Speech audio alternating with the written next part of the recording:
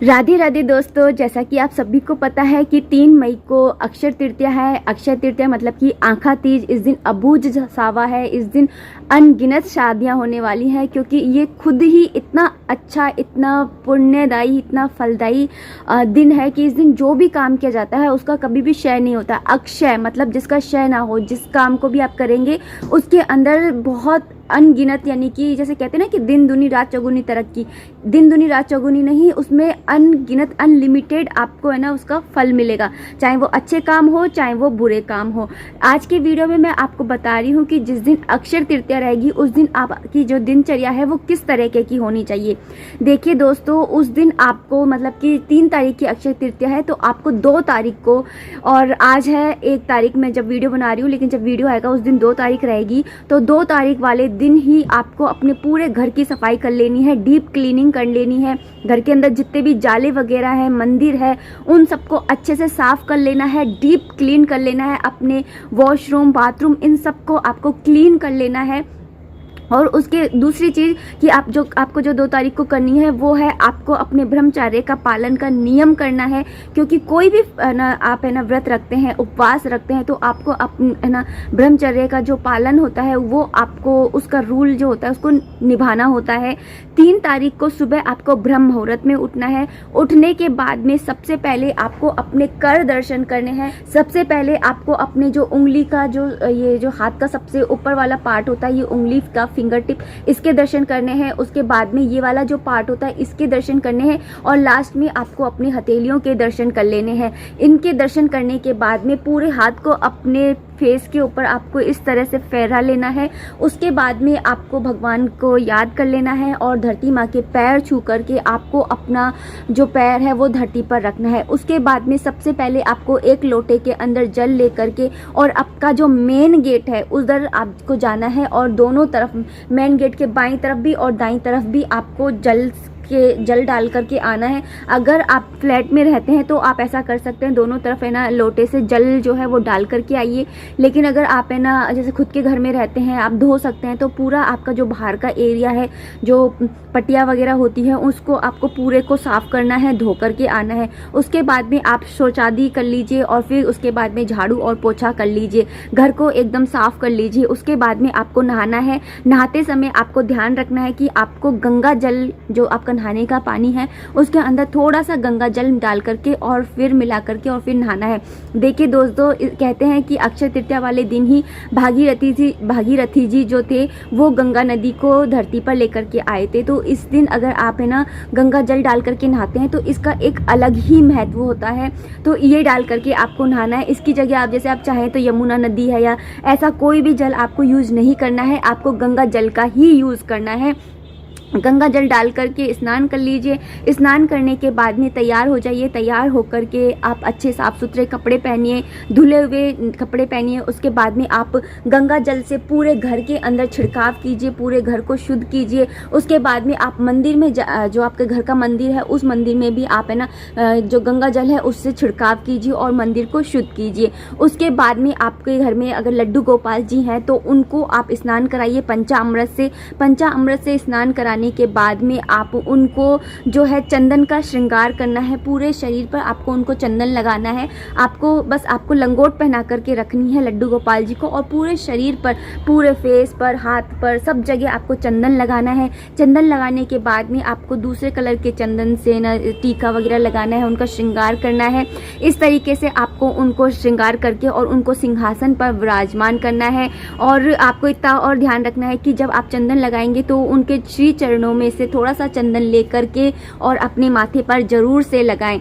और अगर आपके पास में ना लड्डू गोपाल जी नहीं है तो आप है ना जो अभी आपके पास में अगर तस्वीर है या राधा कृष्ण का श्री विग्रह है तो उनको आप चंदन का टीका लगाइए, उनके चरणों में टीका लगाइए और उनके चरणों में से थोड़ा सा चंदन लेकर के अपने माथे पर जरूर से लगाइए।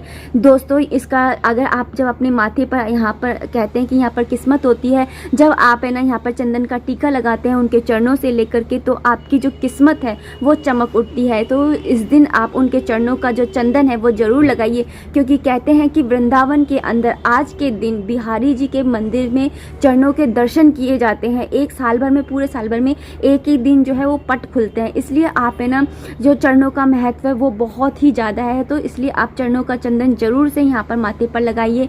और अगर आपके मन में कोई भी इच्छा पूर्ति के लिए आप है ना पूजा करना चाहते हैं तो एक अखंड ज्योत जरूर चलाइए। अखंड ज्योत जो है वो कभी भी है ना ज़मीन पर नहीं चढ़ाते हैं। इसके लिए आप क्या कीजिए, थोड़े से चावल लीजिए, चावल को अपने सीधे हाथ की तरफ मंदिर में कहीं सीधे हाथ की तरफ चावल रखिए और उसके ऊपर आपको अखंड ज्योत जलानी है। अखंड ज्योत जो है वो आपको जो मोली होती है, लाल रंग की मोली होती है, उसकी जलानी है। लाल रंग की मोली की आपको अखंड ज्योत जलानी है। अखंड ज्योत आप घी या तिल के तेल की जला सकते हैं, जैसा भी आपका बजट है उसके अकॉर्डिंग आप जला सकते हैं।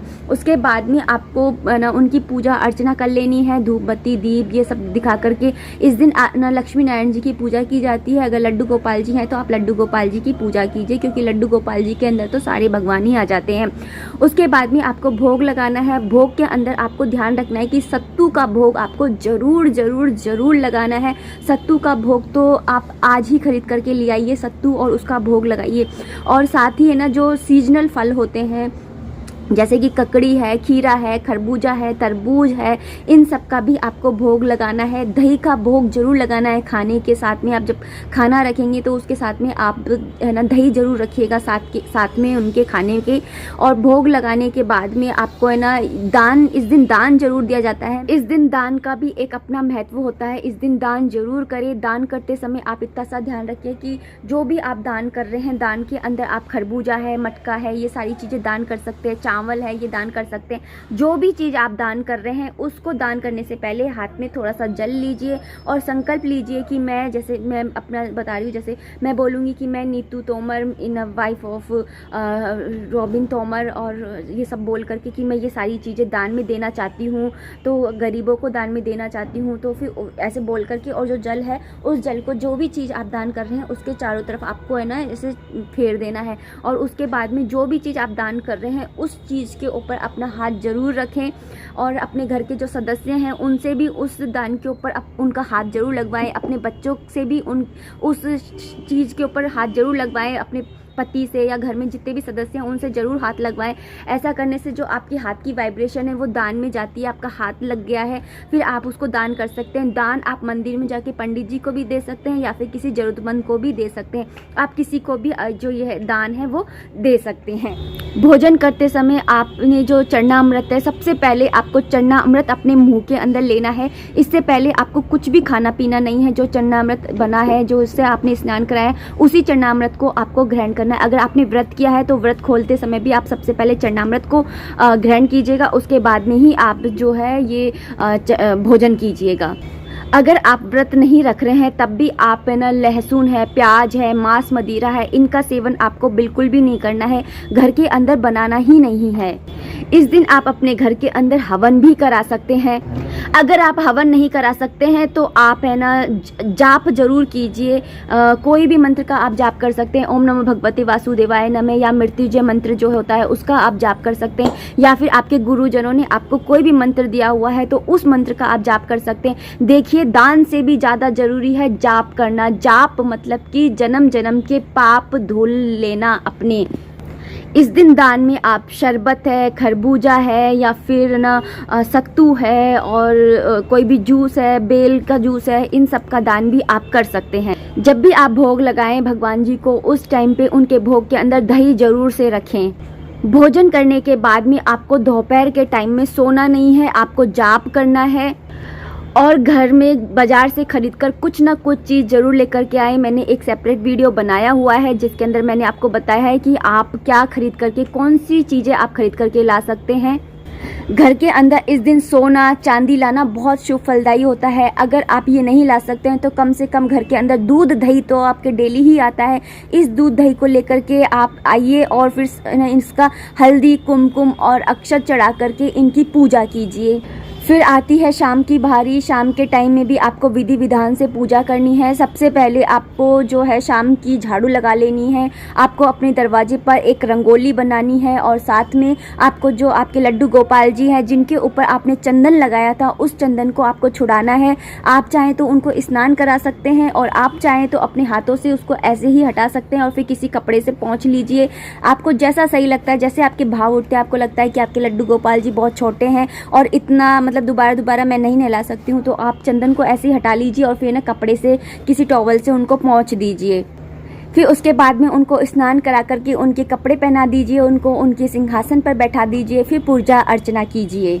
संध्या वंदन करनी है, आपको शाम का दिया जलाना है, मंदिर के अंदर दिया जलाना है, साथ ही आपको तुलसा जी के अंदर भी जरूर से दिया जलाना है।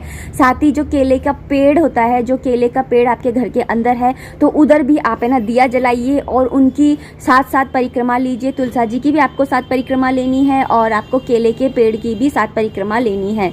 तुलसा जी तो वैसे सबके ही घर में होती है, तो साथ परिक्रमा आप इजीली ले लेंगे, लेकिन अगर केले का पेड़ नहीं है तो आप कोई बात नहीं है, आप केले का परिक्रमा मत लीजिएगा, लेकिन है ना अगर है तो आप ज़रूर से लीजिएगा, उनकी भी पूजा जरूर कीजिएगा, क्योंकि केले का पेड़ जो होता है वो विष्णु भगवान को बहुत प्रिय होता है और इस दिन विष्णु और लक्ष्मी जी दोनों की ही पूजा की जाती है और तुलसा जी भी विष्णु और लक्ष्मी जी दोनों को ही प्रिय होती है।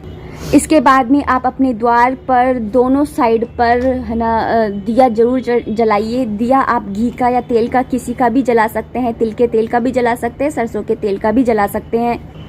इतना करने के बाद में आपको जो है विष्णु सहस्त्र नाम है या फिर ना दुर्गा सप्तशती है, इसका पाठ आपको करना है और रात्रि के 1 पहर तक आपको ये सारे जाप सब कुछ करना है। और क्योंकि है ना क्योंकि दिवाली वाले दिन और एक अक्षय तृतीया वाले दिन ही लक्ष्मी जी जो होती है वो धरती पर भ्रमण करने के लिए आती हैं, इसलिए उनको ना उनका स्वागत करने के लिए जैसे हम दिवाली वाले दिन घर को सजाते हैं, दिए जलाते हैं, ऐसे ही आपको अक्षय तृतीया वाले दिन भी आपको सेम ऐसे ही करना है और आपको दिवाली वाले दिन से कम नहीं आंकना है इस दिन को।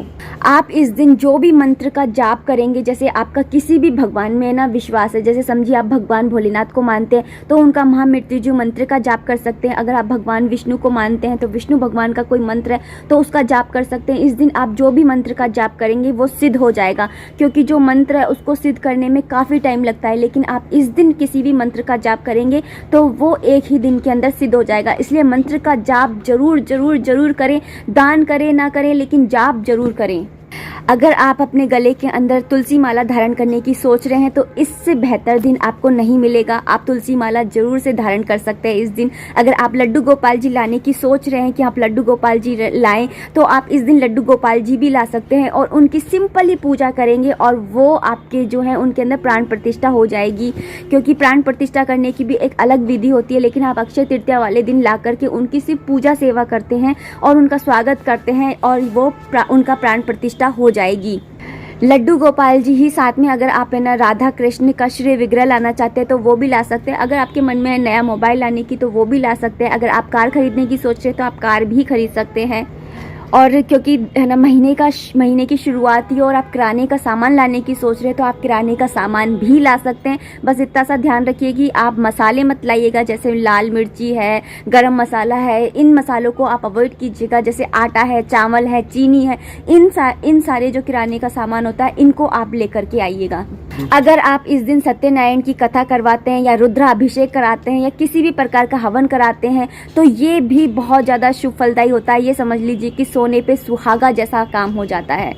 अगर आप चाहें तो इस दिन आप गोवर्धन की परिक्रमा लगा सकते हैं, वृंदावन जाकर बिहारी जी के चरणों के दर्शन कर सकते हैं। इस दिन आपको सत्तू का भोग जरूर जरूर लगाना है। मैं बार बार मैं कह रही हूँ, इस दिन सत्तू का भोग जरूर लगाइएगा और हो सके अगर आपके अंदर और श्रद्धा है तो आप पंजीरी का भी भोग लगा सकते हैं तुलसा जी डाल करके। तो इस तरीके से आप है ना जो अक्षय तृतीया वाला दिन है वो आपको बिताना है। और जो आपने अखंड जोत जलाई है वो आपको जलाए रखनी है सुबह तक। सुबह उठने के बाद में जब आप पूजा करने के लिए जाएंगे उस टाइम पर आप उस अखंड जोत की जो घी होता है, वैसे तो वो अखंड जोत जो होती है घी इतना ही डालिएगा कि वो अखंड जोत है ना वो अपने आप ही बुझे, आपको नहीं बुझानी है। लेकिन अगर आपकी जलती रहती है तो उसे आप जलाए ही रखिएगा पूरे, मतलब कि जब तक वो अपने आप नहीं बुझती है, आपको नहीं बुझानी है। और जो भी आपने भोग में रखा है, जैसे सत्तू का भोग लगाया है, दही का भोग लगाया है या ककड़ी खीरे का भोग लगाया है, तो इसे आप अपने परिवार में आप सब मिल बांट करके खा सकते हैं प्रसाद रूप में। तो इस तरीके से आपको 3 मई वाले दिन यानी कि अक्षय तृतीया वाले दिन, जिसे कि आखा तीज भी कहा जाता है, उस दिन का दिन आपको इस तरीके से व्यतीत करना है। देखिए दोस्तों, जैसे हम श्री कृष्ण भगवान विष्णु जी के अवतार हैं, उनके जन्म का हम जन्माष्टमी का त्यौहार मनाते हैं, वैसे ही सेम जो विष्णु भगवान हैं उनके छठे अवतार परशुराम जी की जयंती है उस दिन। तो इस दिन को भी आप जो है जन्माष्टमी से कम मत आंकिए। जन्माष्टमी, दिवाली और धनतेरस, इन तीनों त्योहारों से कम मत आंकिएगा। इस त्यौहार को जो भी आप कर सकते हैं, जितनी भी आपसे श्रद्धा बनती है, जितना आप कर सकते हैं, जितना आपका सामर्थ्य है, उतना जरूर करें। तो चलिए मिलते हैं नेक्स्ट वीडियो में, तब तक के लिए मुझे इजाज़त दीजिए। राधे राधे, जय माता दी।